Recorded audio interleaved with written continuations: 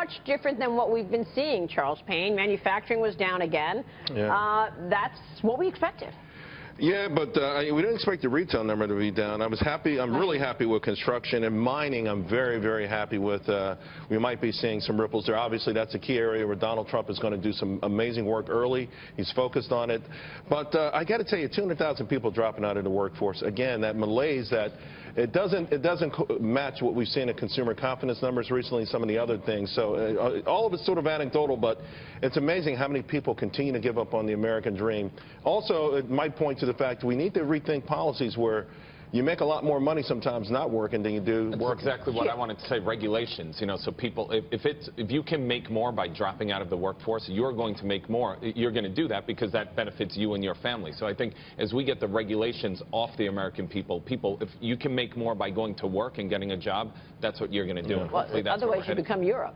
Exactly. Yeah, and I'm surprised we didn't see that wages actually went up. To hear that was down is quite a surprise, because I can tell you from what we're seeing with Americans, you know, are actually making more. I know we employ thousands and thousands of people across the board, and many of our clients are having to pay more, even through the holiday season. But Johnny, do you think when they break it down, we're going to see some of these like professional services, those are guys, it's bifurcated. Aren't some people getting big raises and others are not getting anything? Yeah, like lawyers. Yes, but I do think so, Charles, but I also expected that the hourly worker would make more, because the trends of all of our data that we are seeing it's starting to hit record highs. Employers are having to pay quite a bit more.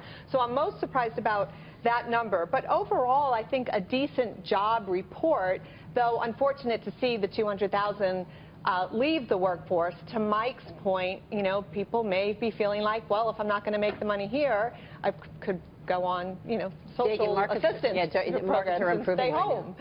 Maria, I would add, I think that this really reflects the delayed impact of the profits recession. You know, profits are the #1 input into employment, and obviously, you know, 5 declining quarters of profits. The surprise has been that employment growth has remained as strong as it has. But we have seen, you know, this is just in keeping with the deceleration in the rate of gain over the last year and a half. You know, we were averaging 260,000 jobs a month. Now, you know, it was 196 last month. This number takes it a little bit lower. So I don't think this is really surprising in the context of the profits recession. Obviously, the question is, you know, does all that change now that we've got Trump and the prospect of lifting that regulatory burden and tax cuts, et cetera? This is an economy that is in no way in danger of overheating, at least based on this snapshot, where you have 200,000 people dropping out of the workforce, the labor participation rate falling 0.1%, wages falling on the month. The U6 did fall, by the way, to 9.3%.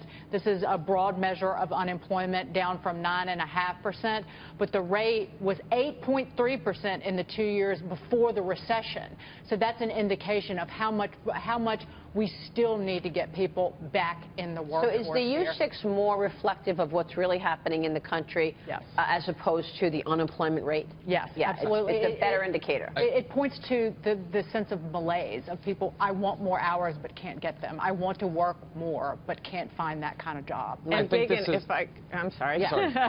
Go ahead, Stephanie. Okay, I was going to say, you know, that really segues into the whole health care issue. It's, you know, the Small Business NFIB Association did a survey going into the election, which they do every 4 years, apparently, of small businesses and what their top concerns were.